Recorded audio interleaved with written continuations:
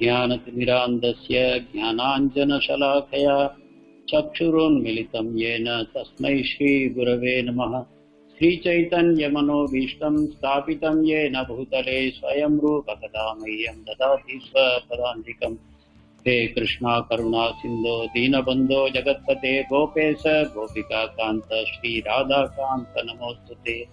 सप्तकाञ्चन गौरांगी श्रीराधे वृन्दावनेश्वरी वृषभानुसुते देवी प्रणमामि हरिप्रिये। वाञ्छाकल्पतरुभ्यश्च कृपा सिन्धुभ्य एव च पतितानां पावनेभ्यो वैष्णवेभ्यो नमो नमः। जय श्री कृष्ण चैतन्य प्रभु नित्यानंद श्री अद्वैत गदाधर श्रीवासादि गौर भक्तवृंद। हरे कृष्णा कृष्णा कृष्णा हरे हरे, हरे Ram Ram Ram Hare Hare. Hare Krishna. We have great happiness to welcome all participants for the 6th and penultimate day of our Gita Mahatmyam course. So with the beautiful darshan of Radha Krishna of ISKCON Chennai on the screen, let us start today's program. ISKCON Chennai welcomes you to the 6th day session. Gita Mahatmya Shloka number 6. Let us chant together. Sarvopanishado gavo dogdha gopala nandanaha partho vatsaha sudhir bhokta dugdham gitamritam mahat. Again. Sarvopanishado gavo dogdha gopala nandanaha partho vatsaha sudhir bhokta dugdham gitamritam mahat. We will go to the translation. This Gita Upanishad, Bhagavad Gita, the essence of all the Upanishads, is just like a cow, and Lord Krishna, who is famous as a cowherd boy, is milking this cow. Arjuna is just like a calf, and learned scholars and pure devotees are to drink the nectarian milk of Bhagavad Gita. What a beautiful metaphors Adi Shankaracharya is giving. First of all, he called Bhagavad Gita as a Upanishad. Gita Upanishad and the essence of all Upanishads. Let us read again. This Gita Upanishad, Bhagavad Gita, the essence of all the Upanishads, is just like a cow. And Lord Krishna, who is famous as a cowherd boy, is milking this cow. Arjuna is just like a calf, and learned scholars and pure devotees are to drink the nectarian milk of Bhagavad Gita. So let us go into the explanations of this. So beautifully we are told that Bhagavad Gita is the essence of all Upanishads. Earlier we were seeing Bhagavad Gita as the essence of all scriptures. So is there a difference? Actually, Upanishads are called as Vedanta. Each Veda at its end has got a few Upanishads, and they are called Veda Anta. Anta means end. Another meaning for Anta is the conclusion of the Vedas. The conclusion of the Vedas means the truth that the Vedas are trying to tell us. Vedas are very long, very many shlokas are there in lakhs and lakhs of shlokas. But then there are concise Upanishads at the end of each Veda. Which Veda consists of something called Karma Kanda, which is a substantial part. Then there is a Upasana Kanda, and then you have the Upanishads. So the Upanishads means something that you have to learn by sitting under the lotus feet of your Guru. That means Upanishads are not easily learned because they are the conclusions of the Vedas. So they are called Vedanta. So now we know the founder of International Society for Krishna Consciousness, he is called Bhakti Vedanta Swami Prabhupada.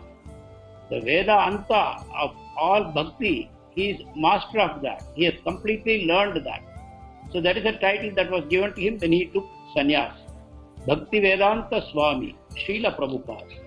So this Upanishad, the essence of Upanishads is Gita Upanishad. There are 108 major Upanishads collected from all the four Vedas, And Gita is the essence of all. But it is not in any Veda, you see. It is in Itihas, in the Mahabharata. The Vedas were codified Srila Vyasadeva, and the same Srila Vyasadeva, he also wrote Mahabharata with the support of Ganesh, who actually wrote it down. And in that Mahabharata, Gita Upanishad occurs during the Bhishma Parva, when the Yuddha, the Mahabharata war is going to start. That is where Gita Upanishad comes. So somewhere way down in Bhagavad Gita, in Mahabharata, Gita comes. And here Adi Shankaracharya compares all the Upanishads, that means all the Vedanta, as a cow. You know why he says? The reason is Upanishads are very difficult to learn. They describe Supreme Lord in very not directly understandable way. This is something very pleasing to the Lord. Instead of describing things directly in a way that you need very expert guidance to learn it.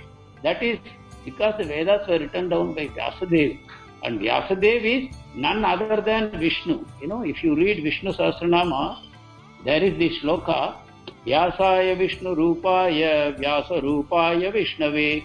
Vyasa and Vishnu are one. Vishnu took an incarnation as Vyasa to give all the scriptures to us in written form, you see. Before that, Vedas were called Shruti and Smriti. They were spoken and they were remembered. So all the scriptures were in the form of spoken form. And they are heard and remembered by the disciples. This is how Guru Sishya Parampara was going. But then the Lord realized that Kali Yuga is coming. Number one, people will not have the time and energy. Number two, people will not have the sufficient intelligence and memory power to remember all these things. Let me write them down. That's how Vedas came to be written down by Vyasadeva. But doesn't mean that Vedas did not exist before. Actually, Vedas are called Anadi. The word Anadi means no Adi. It has no beginning. How come there is no beginning? Because the Vedas are with God always. And God is eternal, so Vedas are also eternal. In Bible also there is a very beautiful similar statement comes, in the Old Testament. In the beginning there was God and the Word was with God. The Bible says Word was with God. What is that word? Vedas. The scriptures, they were with God. And then Bible also says the Word was God. So actually there is no difference between the Vedas and the scriptures and God. There is no difference. It is coming out of God. God is giving it to us. All this you will learn when you come to the 15th chapter of Bhagavad Gita in a very beautiful way. But now I am very briefly telling, whatever comes out of God is nothing but God, is it not? You just think logically. In the beginning, we all can accept that God must have been there alone at the beginning of everything. Then God must have created everything. From where He created? If there was nothing other than God. Supposing you want to make a pot, you will go collect some clay and you will collect a wheel and you will put the clay on the wheel and spin the wheel and then you will make the pot with your hands. So you need the clay, you need the wheel, and then you are there. Because God is providing you the clay, God is providing you the wheel, and then you are using your brain and hands and you are making a pot. But when God is alone, where He will go for the clay and where He will go for the efficient cause, the wheel, He doesn't have. So He has to get everything out of Himself. So we can understand this material world also has come out of Himself. If it has come out of Himself, that means this material world is God. Okay, but only mistake we should not do, many people do, is to think that this material world is God, nothing beyond that. That is a mistake they do. Like, if you take a bread, a loaf of bread you take, and then you take a knife and you make slices out of it. Okay, now we have so many slices. And where is the bread? You will say, why you are asking this foolish question? Bread is no longer there, it has become slices. Yeah. So in a material way of looking at things, the bread has become the slices. And where is the bread? It is no longer there, it's only slices. But you should not apply that logic when it comes to God. If you say, God has produced this material world out of Himself, You should not think God has become this material world and there is no God beyond this material world, everything is within this. That mistake you should not do, because God possesses inconceivable powers. That means He can take out anything that He wants out of Himself for His Leela, but He will still remain the same. Most of you would have heard this beautiful shloka from Ishopanishad. Om Purnamataha Purnamidam Purnat Purnamudachyate Purnasya Purnamadaya Purnameva Vasishyate. Such a beautiful shloka, right? It's a Upanishad, so it's a Vedic shloka. It says, from the complete whole, so many complete wholes come out. Whole means W-H-O-L-E. From the complete whole, so many complete wholes come out.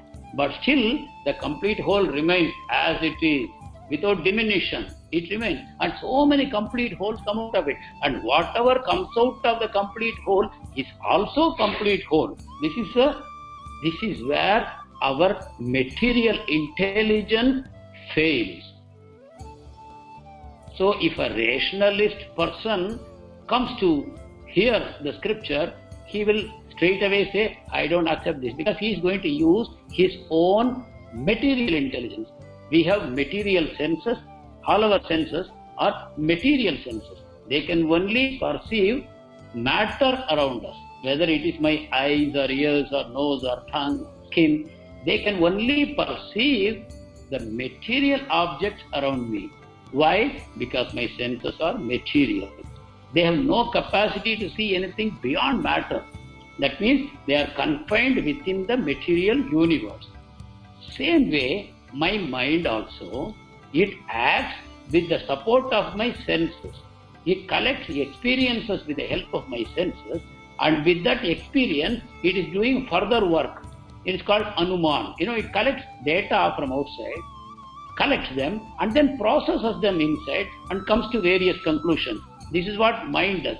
So our mind and senses, and also the intelligence which is helping the mind to organize its thoughts into a pattern, that is the intelligence.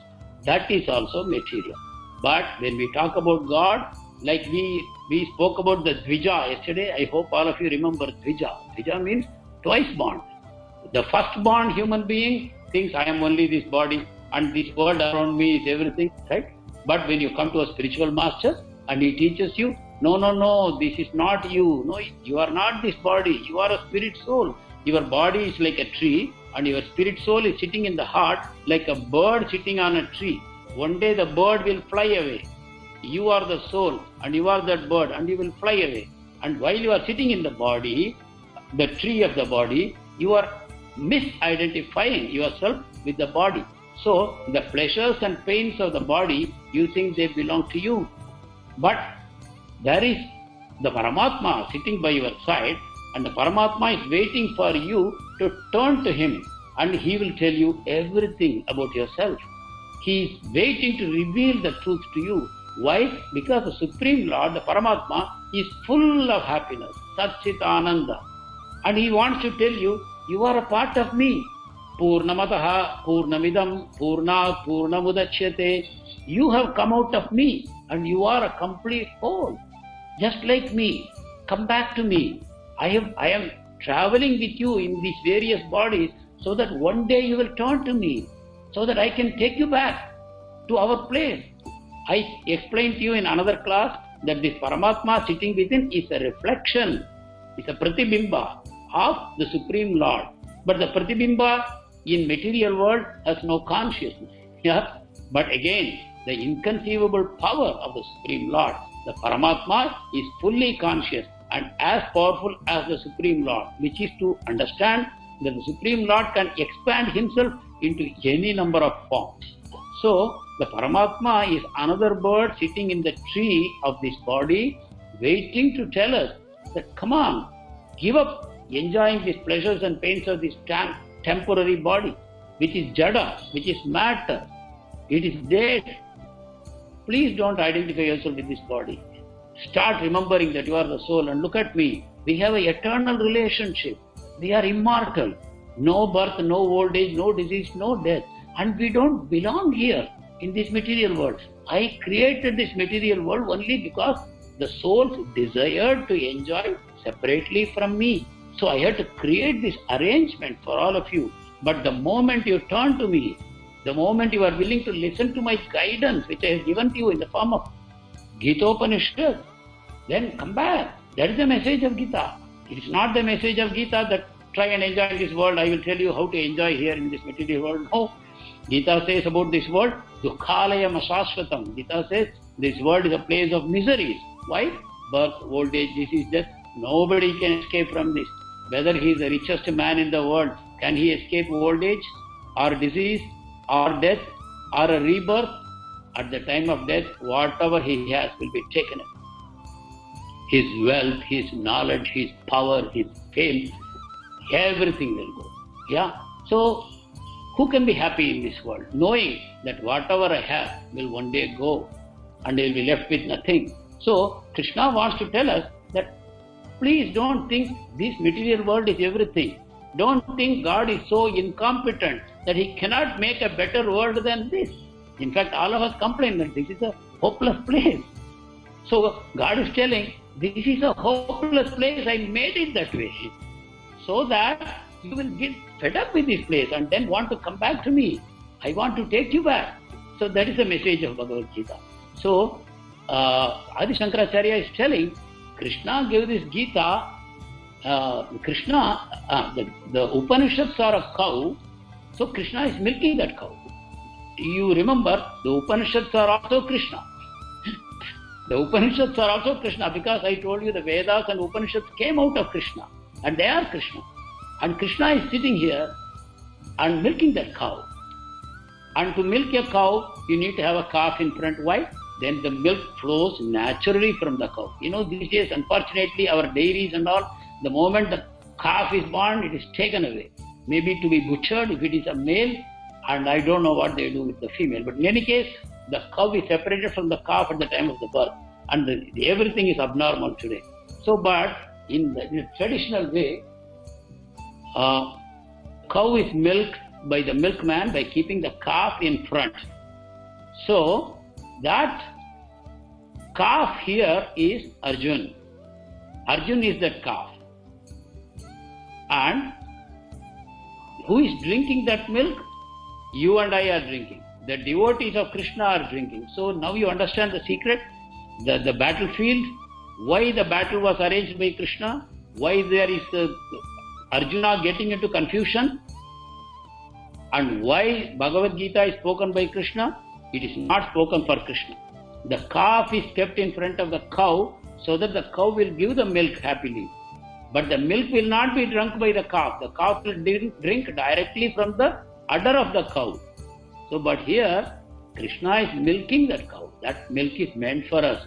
So, Gita is not meant for Arjun because Arjun is a pure devotee of Krishna. Temporarily, Krishna puts him in confusion so that the truth can flow, Gita can flow. So, let us understand the target audience for this milk, the drinkers, that is you and I. By drinking that milk, we will become pure devotees of Krishna. We may not be pure devotees now. So, but we are trying to learn, so we are becoming scholars. But the goal is to make pure devotees out of us. And then we are only entitled to drink the milk of Bhagavad Gita. So the whole arrangement, Krishna makes like this. And this is the picture that shows the Upanishads are the cow, Arjuna the calf, milkman is Krishna, the milk is Bhagavad Gita. So the people who are drinking, the Krishna is giving that milk to, that person represents all of us. Arjuna is just a nimitta. Arjuna is used as an instrument just to extract that wonderful knowledge for all of us. And here you see, this is jackfruit, ready to eat, right? Ready to eat. That is Bhagavad Gita. What are the Upanishads? Upanishads are the seeds of the jack tree. What you have to do? Take the seed, plant it, nicely water it, wait for the tree to grow, protect it nicely, and when the season comes, it is going to start flowering and give the fruit, and then you have to bring it down, cut it, take out, and then you enjoy. That is what Upanishads are. Upanishads mean you have to go to a guru, you stay in the Gurukul, he will slowly teach you and he will make you realize. But here Bhagavad Gita, especially the Bhagavad Gita, what Srila Prabhupada has given us, it is like this, ready to eat. You just start from the introduction of Bhagavad Gita as it is. I hope by now all of you must have purchased it, a copy or at least an online copy, and you must be starting to read it because it is meant for us. Krishna meant it for us. Krishna did not mean it for Arjun and we are illicitly taking it. No. Arjun is only a nimitta, an instrument, but it is actually meant for us. So, can we ask for something better than this? It is given in a ready-to-eat form, Bhagavad Gita. Why should we miss it? If somebody says Bhagavad Gita is very difficult, we should tell him what can be easier than Bhagavad Gita. Or if you want to look at an alternative for Bhagavad Gita, then you have to go to the cow. That is the Upanishad. Yeah? Upanishads are the cow. But Krishna has extracted the milk in the form of Bhagavad Gita. Why would you again direct a person to go to the cow? Milk is ready for you to eat. Yeah? So that is the point here. Briefly, I am going to tell you what are the subject matters of Bhagavad Gita. There are broadly 5 subject matters Krishna talks about. This is a very unparalleled thing in Bhagavad Gita. No other Upanishad or the Vedas will give you this kind of clarity. So many lakhs of shlokas condensed into only 700 shlokas. Krishna can do that. Krishna can condense a huge banyan tree into one tiny seed. Just see, a tree as huge as banyan tree has the smallest seed, right? He just wants to show you that he can do anything that he wants. Nothing is impossible for him. A whole tree comes out of a tiny seed. And then the tree produces millions of fruits. And in each of the fruits, there are thousands of seeds. And each seed holds within it a banyan tree. Can any of our factories make cars like that? A car will give birth to so many other cars. Can that happen ever? Impossible. But still we are very proud that we are conquering nature. Are we conquering nature? We are putting a rocket the size of a mosquito and then we say we are conquering space. Don't we use such language? And we get carried away by such language that we are conquering nature. We are conquering the weather. We are able to predict the weather. We are able to predict an earthquake or we are able to predict a tsunami or whatever. We are getting there otherwise. They will tell you, yeah, we are soon getting there. But this is all post-dated checks. How can you encash a post-dated check? They will go on giving you post-dated checks. So let us come to Bhagavad Gita, which is giving the ultimate knowledge. We should go around with a post-dated check. Yeah? So these are the 5 topics of Bhagavad Gita, so nicely organized. On top you see Ishvara. Ishvara is the supreme maker of everything. He is the ultimate controller of everything. And he is the ultimate proprietor of everything. Ultimate proprietor, controller and enjoyer. He is the one who made everything, so he owns everything. Including your body and my body, he made them. So he is the proprietor. Should we not be loyal to the proprietor? And he is the controller. Not only that he owns everything, but he controls this entire universe, which means this universe is working according to his dictation. We should not think, no, God produced this world, but he has no control. If the world has become too unwieldy and God is not controlling, somebody else is controlling. This unfortunate understanding is there in some of the lesser religions, which are now being imposed on India. These lesser religions want to tell you that Saturn is another powerful angel and the Saturn is challenging God. And God cannot do anything about the Saturn. So the Saturn and God are in 2 rival positions. And God and Saturn are trying to prove who is better. And each one is trying to take the souls away. Saturn is collecting souls, God is also collecting souls. This kind of nonsensical understanding they have because they cannot understand the supreme power of God. It is God who is giving life to everything. Please understand, God is the supreme life, Parama Atma. He is the self of everyone. So how can there be someone to challenge God? God has another beautiful Sanskrit name, Asama Urdhva.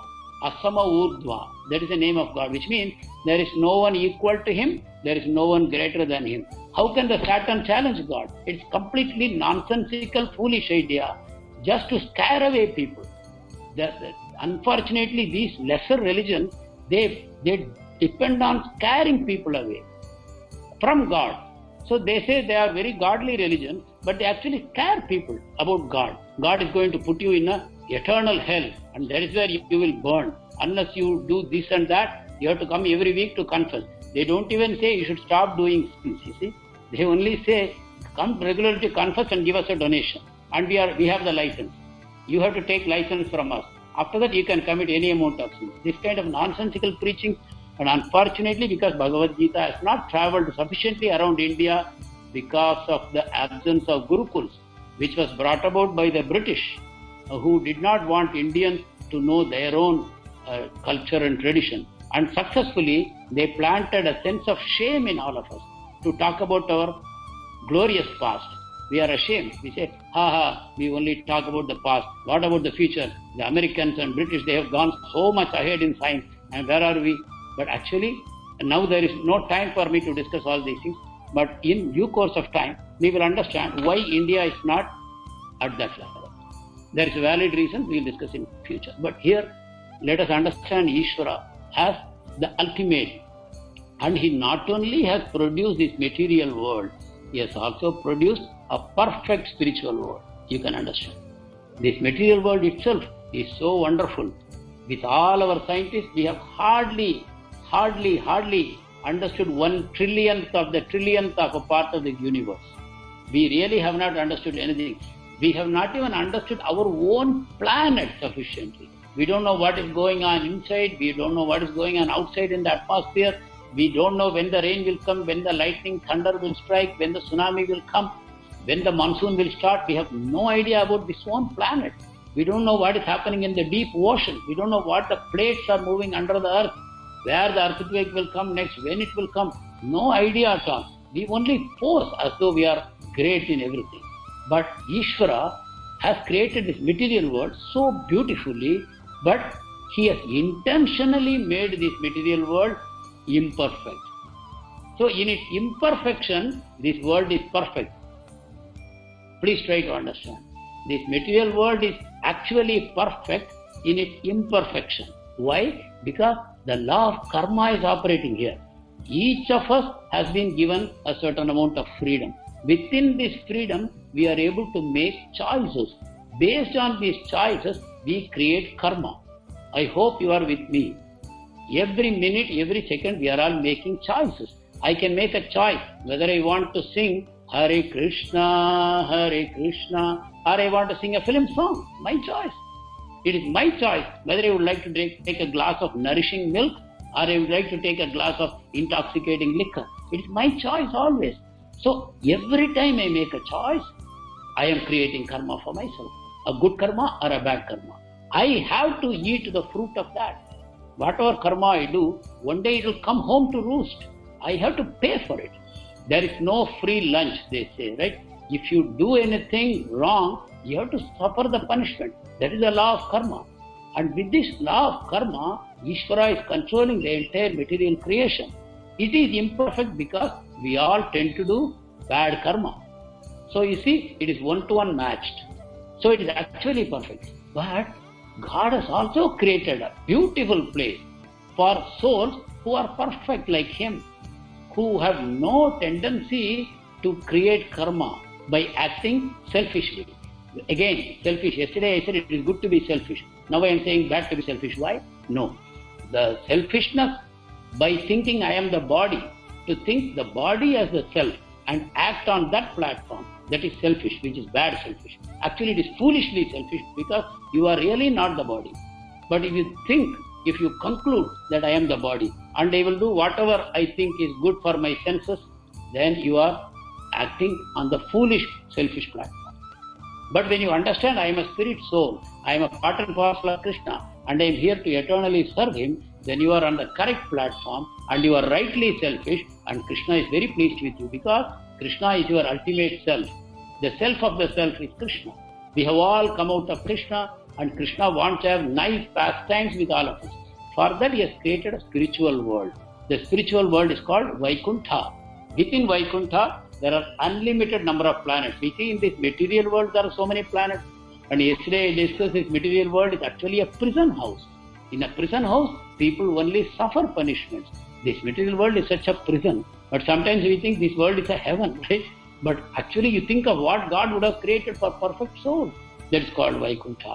Within Vaikuntha, there are so many other planets called Ayodhya, Dwaraka, Mathura, Vrindavan, Gokul, Golok. So many wonderful places are there where unlimited number of souls are there, and everywhere Krishna is there in his beautiful form, and they are having wonderful pastimes with him. Nobody is in any anxiety of birth, old age, disease and death. Their body never ages, just as Krishna is always young. Navayauvanam. Same Navayauvanam they also have. So this is actually what Krishna has intended for us. We have foolishly come away from Krishna and we are suffering here, and then we are challenging there is no God. Because this world is so imperfect, so God is not. Anyway, that is Ishvara. Then you see by the side of Ishvara, there is time, Kal.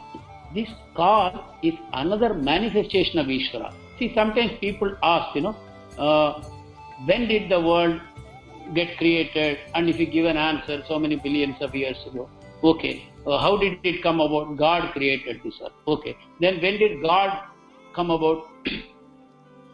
See, you just go on taking this cyclical. Whether the hen came first or chicken came first, or the egg came first, right? You go on back. Okay, chicken from the egg, then egg from the chicken, like that. But that ends at some point. Where it ends? Where the material world starts. That is where this logic ends. Beyond the material world, your logic will not work. Why? Because the creator of time is God. God is not created by time. If God was created by time, I can tell you when God was created. But God created time. Rather, God transformed. It is one of his energies. Time is one of his energies. With the help of this time energy, he has created this material universe. And we are all part of this material universe. We are bound hand and foot in karma. And we cannot understand that God is beyond this. And he is beyond time. So time is God's energy. And that is the time which is pushing this universe along. This material universe, material creation is working by the time. Time is the greatest destroyer of everything. A baby, a newborn baby has already started dying. Is it not? A newly constructed building, you are having a Graha Pravesh today, it is already dying, because a day will come, it will collapse. So every minute, every second the clock ticks, we are moving towards death. But we don't remember, but that is Ishvara and time. These are two powerful forces. Ishvara is above everything, including material universe and the spiritual universe. But the time factor operates only in the material universe. Then you may ask, what is in the spiritual universe? Spiritual universe it is always eternal, present. It is always present tense. There is no past, no future. Very difficult for you to comprehend. Only by the mercy of pure devotees and by association of wonderful acharyas, you will be able to understand. But spiritual world is beyond time. And once you go to spiritual world, you don't come back to material world. Third, you see Jiva. Jiva means all of us. The Jivatma. It is also one of the energies of Krishna. A conscious energy of Krishna. This Jivatma can decide to either go to the spiritual world or come down to the material world. Depending on its inclination, the Lord sends him there. But when the Jiva comes to the material world, the Lord also comes along out of his costless love in the form of Paramatma. You see the Paramatma next to Jivatma, they travel together. Whichever body the Jivatma enters, Paramatma also enters. And then Paramatma gives the fruits of the actions of the Jiva, but always he waits when the Jiva will turn towards me. So Jivatma is a part and parcel of Krishna. It is just a tiny part and parcel of Krishna, invisible speck of Krishna. If you think Krishna as a sun, you can consider the soul as one of the sparks of the sun. If you consider Krishna as a huge ocean, and you can think of Jiva as one tiny drop of that ocean. So the Jiva and Krishna have a solid reaction, it's a connection, eternal connection, unending connection. It is always there. Once we restore ourselves to that connection, we are also in the same Satchitananda platform as Krishna. Then the fourth concept that is discussed in Gita is Prakriti. Prakriti means this material universe is the Prakriti, is the energy of Krishna. It's an energy of Krishna. It is called the external energy of Krishna, or it is called Bahiranga Shakti of Krishna, or it is called Mahamaya of Krishna. Right? With this energy, Krishna has created this material universe. If you are seeing the picture in front of you on the screen, you will see three ladies, and above them Krishna is dancing with his flute. The three ladies represent three gunas called Sattva Guna, Rajo Guna and Tamo Guna. These three gunas are influencing all the living entities in this material universe. And because of this, we get into different kinds of karma. We will discuss in detail when we go into Bhagavad Gita class. But please understand, Prakriti is an energy of Krishna. And here, this is called Jada Prakriti. This material world is called Jada Prakriti, which means even though it is an energy of Krishna, Krishna is hiding himself deliberately because we don't want him. We don't want him, so Krishna is hiding. As I said, he is within every atom also. Everything, the whole universe exists because of his presence. So Krishna is there, but he is invisible. So that the atheists can always say, there is no God. They can go on telling. But they are also able to say this only because inside Paramatma is there and helping them. Whatever you want to do, Paramatma helps you. Paramatma is completely detached from whatever nonsense you do. You can be a good man or a bad man. He doesn't bother. He's only waiting someday you will turn to him. He loves everyone. He hopes someday we will turn to him. And karma, I have already explained to you on day 2. Karma means the action-reaction chain. The cycle of continuous action-reaction. So the jiva comes into Prakriti. Now you understand? The jiva was with Ishvara. But when the jiva wanted to go away from Ishvara, with the help of time, Krishna put them into the Prakriti, his own external energy, and with the help of time factor, the jiva does different activities in the Prakriti, and those activities create karma for the jiva. As a result of the karma created, jiva takes rebirth in this material world again and again and again.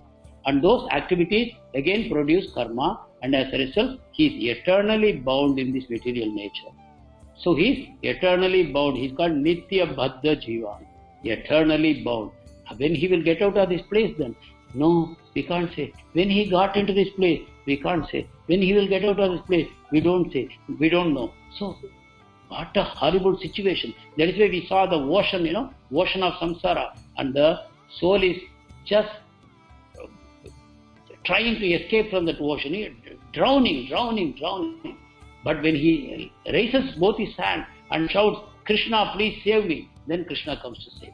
That surrender will save us from the samsara. Otherwise, we are bound by karma and we will stay within this Jada Prakriti, always trying to enjoy, but always failing miserably. That is the fate of Nitya Baddha Jiva. There is also another kind of Jiva who is called Nitya Mukta Jiva. They are all in Vaikuntha, constantly enjoying with God. How the Nitya Baddha Jiva like me, who is suffering here, go to the Vaikuntha where Nitya Siddha Jivas are there. For that only Krishna comes and gives Bhagavad Gita. And he also sends Guru Parampara so that Bhagavad Gita can be received by us without any distortion. We want to receive Gita as it is.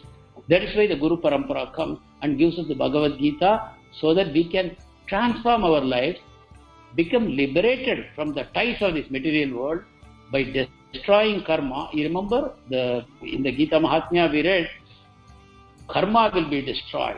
Yeah? Purvajana karma will be destroyed. So with that, we are ready to go back to Krishna. So this is the 5 principles that are discussed in Bhagavad Gita. Ultimately, Bhagavad Gita wants you to focus on Jiva and Ishvara. Everything else is not important. You will be able to free yourself from all the other 3 by focusing on Ishvara. The Jiva will be able to return to Ishvara.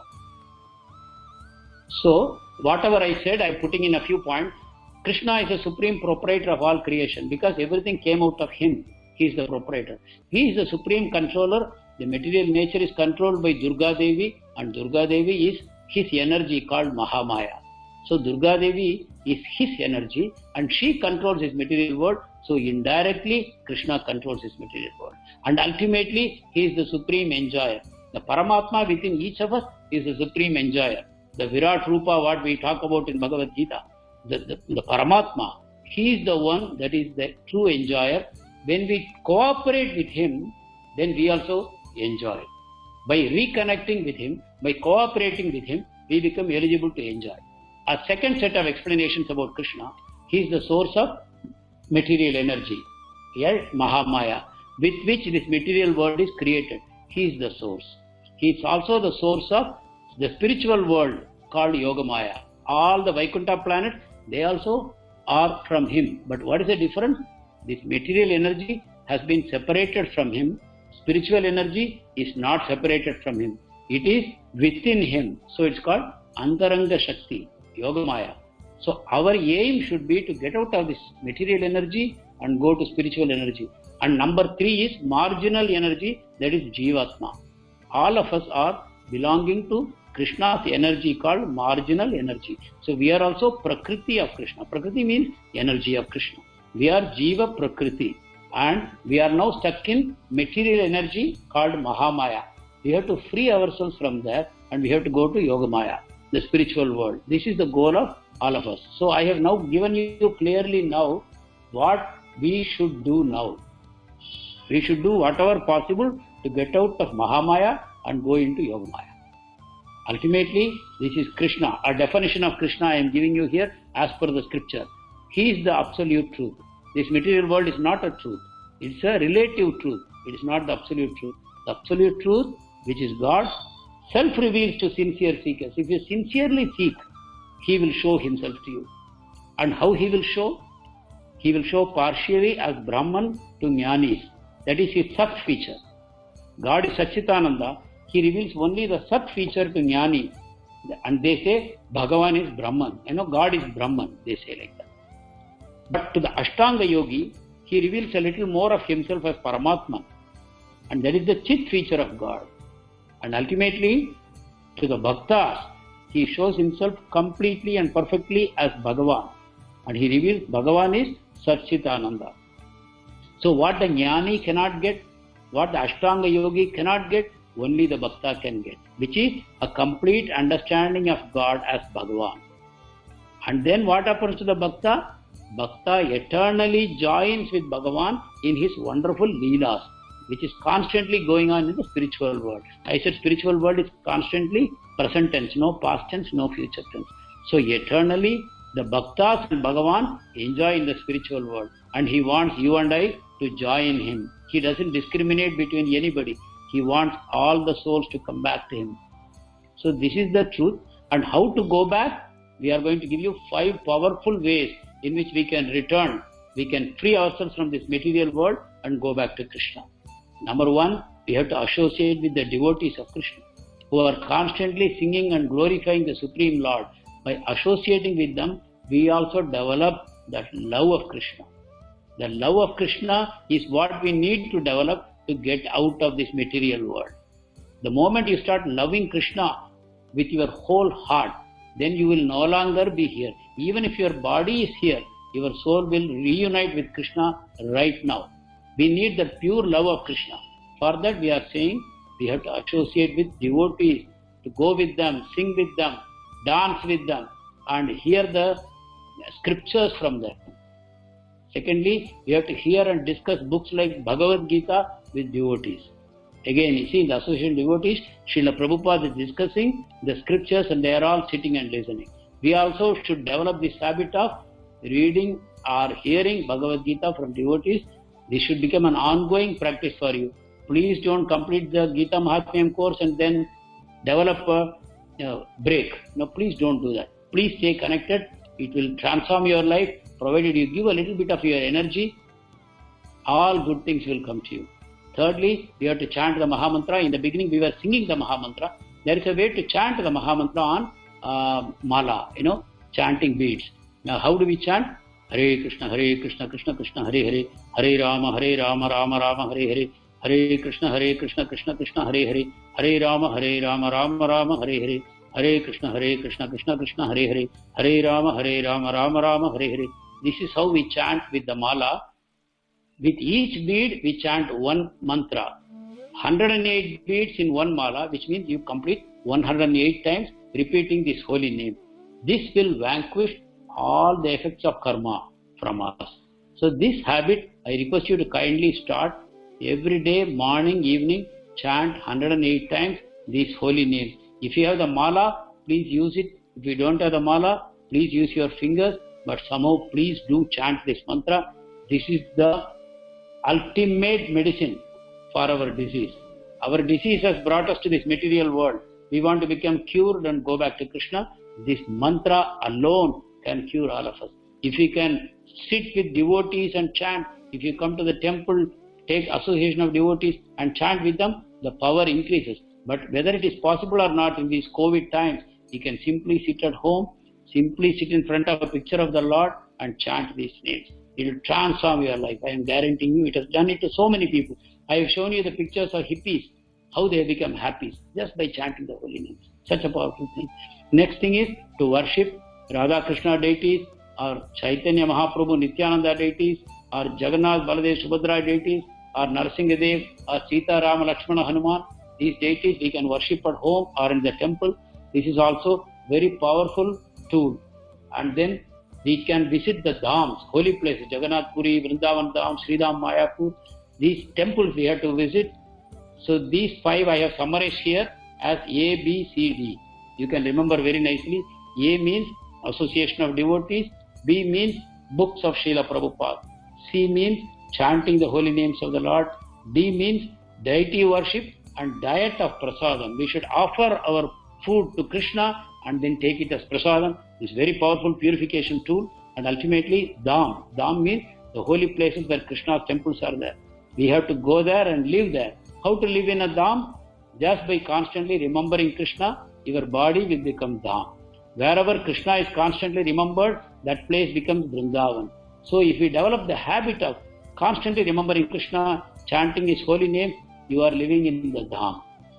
So let us now pay our gratitude to Lord Srila Prabhupada, but for whom all this would not have been possible. Kali Yuga is actually sinking. Kali Yuga is sinking. People are getting into more and more forgetfulness. They have forgotten that they are spirit souls. There is no knowledge anywhere. People are always thinking, I am this body. They are keen to enjoy their material senses. So they are trapped in this situation. So we will also go down in a downward spiral, and we will eventually be in the form of an animal. Human form will lose and will become animals again. And when will again we get a human form? It is a human form which is a rare opportunity to finish our business in this material world and to go back to God. If we miss this opportunity, we are inviting serious trouble. Actually, spiritual life should start at the age of 5. We have missed that opportunity. But when is the best time to become spiritual? When is the best time to become spiritual? The answer is now. The answer is always now. If you are 10 years old, now is the time. 20 years, now is the time. 50, 60, now is the time. 70, 80, now is the time. There is never a better time than now to become spiritual. Let us start chanting this Maha Mantra. Let us pray to God. I am 62. I have seen people who came to Krishna consciousness at the age of 80 and more. And I have seen them dancing happily.